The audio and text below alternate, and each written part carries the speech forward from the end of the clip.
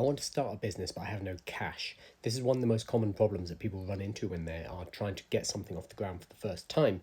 However, you don't actually need money to start a business. In fact, for your very first business, I do not recommend you put much money into it. The reason for this is if you have too much cash, then that hides your mistakes, and you need to make mistakes early on in a business to know whether or not you actually have a business that's worth building.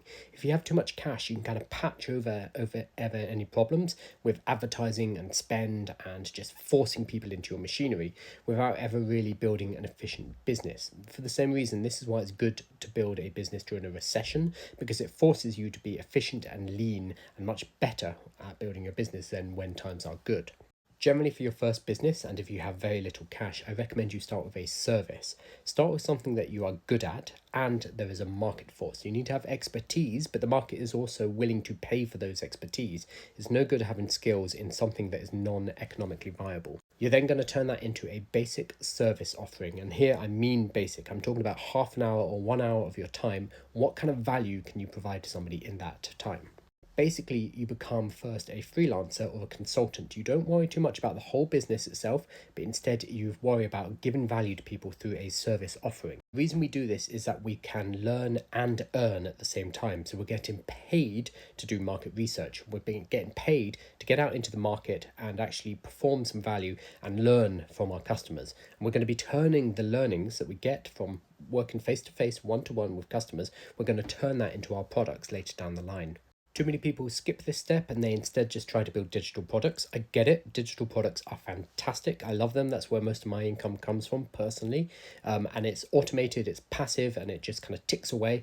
Like I was just walking back down the street, it was a 20-minute walk, and I got back and I was $200 richer. Digital products are fantastic for that. But if you build them too early, you do not actually know what your customers want.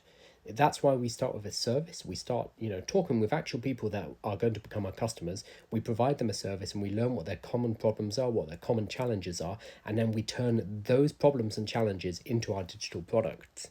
The other reason for this is if you have very little cash, you can still start a service business. It's about your time. It's not about any capital expenditure. It's not about building a team. It's just about you and your expertise. So for this reason, I generally recommend starting with a service business, turning that into something called a productized service, i.e. a more standardized service, and then turning them into digital products. I'm going to be covering a lot about building a service and building your first business with no cash over this week with my videos, so make sure you're subscribed.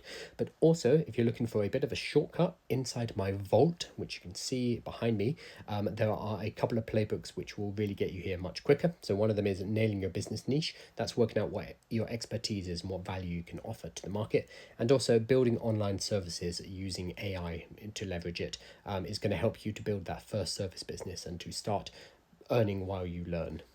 That one in particular walks you through all the different steps and how you come up with a service offer idea, how you design it, deploy it, market it, and really kind of start to make cash using the service offer. But remember, you create your service offer so that you can learn from your customers, and then you're going to be turning those into digital products, which will allow you to get the more elusive but very exciting passive income later down the line.